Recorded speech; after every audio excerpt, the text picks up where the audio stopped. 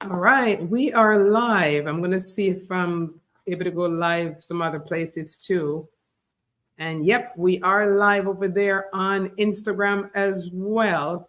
Trying out Instagram for the first time today with my StreamYard. All right, okay.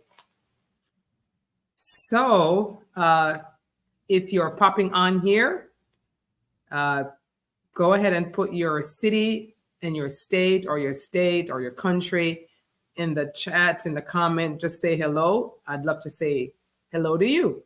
So just put where you're watching from. We're streaming on YouTube, Instagram, and LinkedIn. Today we're talking about empathy in leadership. So when you pop on here, please go ahead and put your city or your state and which or country that you're watching from. We're going to give it about a minute or two, and then we're going to get started. Today, we're talking about empathy in leadership. Let's see. Empathy in leadership. Okay, let's see. Someone's telling me that my Instagram feed is not coming on, but I see it myself on Instagram, so I'm not quite sure what's happening there. Anyway, talking about empathy in leadership today, and I'm going to give it another minute. But if you are here, if you have connected with us, go ahead and put your name or your city or your state or your country in the comments so we can say hello. And if you're watching this and it's after 3:30 p.m. on Tuesday, after 3:30 p.m. Eastern on Tuesday, you are going to be team replay. Okay, team replay.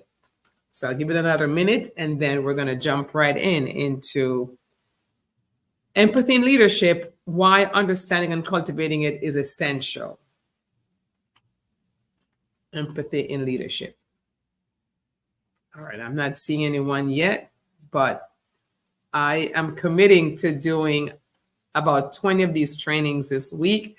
Actually, not this week, this month, for the month of June. I'm challenging myself to come on live and teach about leadership during this month. So it will be up for those who are coming on later. So I'm going to just jump right in and get started. Again, if you're here, you can put your state or your city that you're watching from or your country in the comments. So today we're talking about empathy in leadership, why understanding and cultivating it is essential. My name is Sharon Gill. I'm an executive leadership coach. Work with leaders and their teams to develop, culture, to enhance leadership skills, to improve communication skills. I use different methods, from questionnaires. I use DISC profiles, just you name it. And so today we're talking about empathy in leadership and why it's important. Now, when you hear the word leadership or a leader, especially those of us from the baby boomers generation and maybe a little bit under that, you think about a domineering or a fast charging or a can-do person that makes things happen, right? And that is true. That's our image of a leader, right? They get things done. They're the visionaries. So when you think about an empathetic leader, sometimes it sounds a little bit, how does that work? Because an empath is really someone who's kind of soft, right? They're very sensitive. So I'm described as an empath, right? I literally feel people's emotions. If you're talking to me, I'm really leaned in and I can absorb your emotions. And there's, ways we have to safeguard, and I'll talk about that in a little bit later. But an empathetic leader is a leader who is able to truly understand and lean into the perspective of others, right? Lean into the perspective of your teams. And so it's really a really necessary skill, especially in today's workforce, where we have more Gen X, Gen Zs, we have more, millennials in the workplace, and they don't respond well to that domineering top-down type leadership. So when you think about what's happened in this world over the last several years, when you think about COVID and how it has changed the landscape of work, The reason why people like myself and many of us are working from home, because the landscape changed. And so empathy in leadership is a skill that's even more in demand, right? Where employees are expecting that. They're actually demanding that. They're demanding that you understand them. And I've heard people say that today's employees are they're very soft and they're entitled. And maybe there may be some truth to that. But here's the thing. We can stay there and we can curse that problem and say, hey, it's the employee's fault, they're too weak. Or we as leaders can adapt and put ourselves in their shoes and gain some perspective. And so, how do you develop empathy in leadership, especially if you're not one that's inclined to be empathetic? Well, one of the things that I recommend is to, when you're having these one-on-one conversations, actually have more of them. And even if you're remote, lean into that conversation some more and truly approach it from the perspective of, I am not here to listen to speak.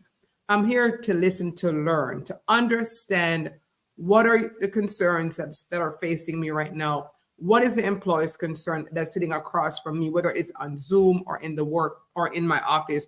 What is the concern? And to lean in and to try to listen actively. And one way you can listen actively is to repeat what they're saying. Show that you're actually listening and that you actually care. So I find that leaning in works really well in engendering trust, and it allows the other person, your employees, to feel heard and respected, right? Another thing is to encourage open dialogue. This is the day, again, in today's workforce, the dictatorial, top down, do what I say, we know it doesn't work. So encourage open dialogue and be open to learning. As a leader, be open to learning and to listening to new perspectives. I mean, be open. Because what I've found in my leadership journey is some of the best and greatest ideas always come from the floor, always comes from the team. So be open to learning, encourage open dialogue.